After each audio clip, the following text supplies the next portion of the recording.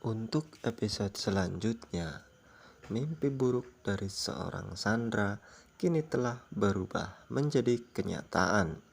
Dan akhirnya, di sini kita akan melihat Sandra yang tidak bisa mengelak lagi hingga dirinya harus mempertanggungjawabkan perbuatannya dan mendapatkan hukuman yang sangat mengerikan di dalam penjara. Karena memang di sini pihak kepolisian terus menyelidiki kasus kecelakaan tragis yang hampir merenggut nyawa dari seorang mutiara. Dan Kenzo juga terus mencari barang bukti. Karena di sini Kenzo selalu mencurigai Sandra adalah pelaku tabrak lari tersebut. Sampai Kenzo harus melakukan berbagai macam cara untuk supaya mengetahui sebenarnya siapa tersangka pelaku tabrak lari tersebut. Hingga di sini Kenzo menemukan satu cara untuk mengetahui bahwa Sandra adalah pelakunya. Cara tersebut adalah Kenzo akan menjebak Sandra agar dirinya mengakui perbuatannya yang telah menabrak mutiara. Dan cara tersebut pun berjalan dengan lancar atau sukses dan berhasil. Akhirnya di sini Sandra terpaksa atau mau tidak mau harus digelandang ke kantor polisi untuk dimintai keterangan dan mempertanggungjawabkan perbuatannya di kantor polisi. Hal inilah yang membuat Sandra dihantui rasa ketakutan karena dirinya takut dimasukkan ke dalam penjara. Dan pada akhirnya di sini rasa ketakutan tersebut dibayar kontan atas apa yang telah dilakukan Sandra terhadap mutiara. Namun seperti biasa guys, sebelumnya lanjut, saya ucapkan terima kasih banyak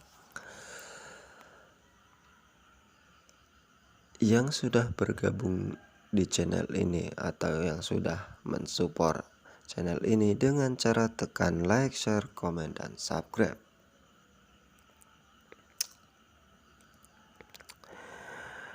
Dan jangan lupa tekan tombol lonceng notifikasinya agar kalian tidak tertinggal info menarik dan update terbaru seputaran sinetron ini, agar kalian selalu bisa meramaikan kasana persinetronan di channel ini guys.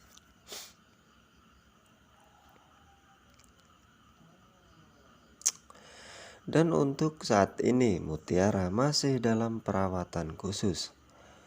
Karena saat ini Mutiara masih belum tersadar juga.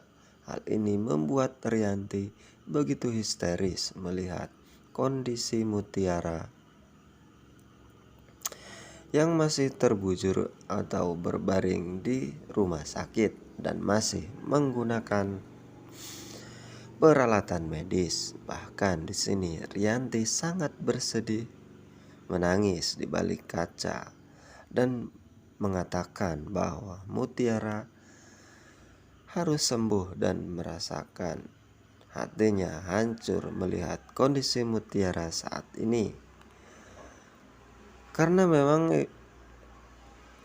ibu mana yang hatinya tidak hancur berantakan jika anaknya terbujur lemah dan tak berdaya, tak sadarkan diri seperti Mutiara saat ini. Namun karena sifat dari Rianti yang selalu menyembunyikan kebenaran membuat hatinya hancur melihat anaknya terbujur lemah dan tak sadarkan diri. Karena kita tahu sendiri saat ini Rianti berharap sangat agar pelaku tabrak lari tersebut bisa segera tertangkap dan mempertanggungjawabkan perbuatannya agar mendapat hukuman yang layak bagi pelaku tersebut, dan meminta Kenzo untuk membantu polisi agar bisa cepat tertangkap pelaku tersebut. Hal ini menjadi keanehan bagi Kenzo, Aurel, dan Pak Aditya karena memang setelah Mutiara mengalami insiden seperti ini, nampak dari Rianti begitu sangat peduli dengan Mutiara. Hingga hal ini membuat tercengang melihat Rianti saat ini begitu peduli dengan keadaan Mutiara.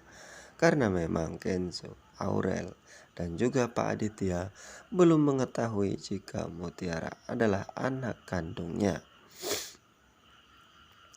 Karena kejahatan Rianti yang selalu menutup-nutupi kebenaran, dan apakah jika memang semuanya sudah terbongkar, apakah Mutiara akan menerima Rianti sebagai ibu kandungnya, ataukah tidak akan menerima Rianti karena selalu tersakiti hatinya. Namun jika semuanya telah terbongkar, nampaknya Mutiara akan menerima Rianti sebagai ibu kandungnya, yang ya walaupun hatinya masih terasa sakit dan belum sepenuhnya menerima Rianti, karena memang Mutiara selalu teringat perlakuan Rianti terhadap dirinya. Namun lambat laun nampaknya semua rasa sakit di hati Mutiara akan hilang berkat ketulusan dan kasih sayang seorang Rianti.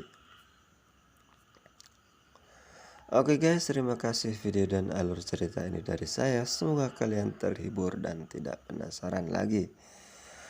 Dan apabila ada kata yang terucap dari saya tidak enak didengar dan membuat tidak nyaman di hati kalian, saya mohon maaf yang sebesar-besarnya.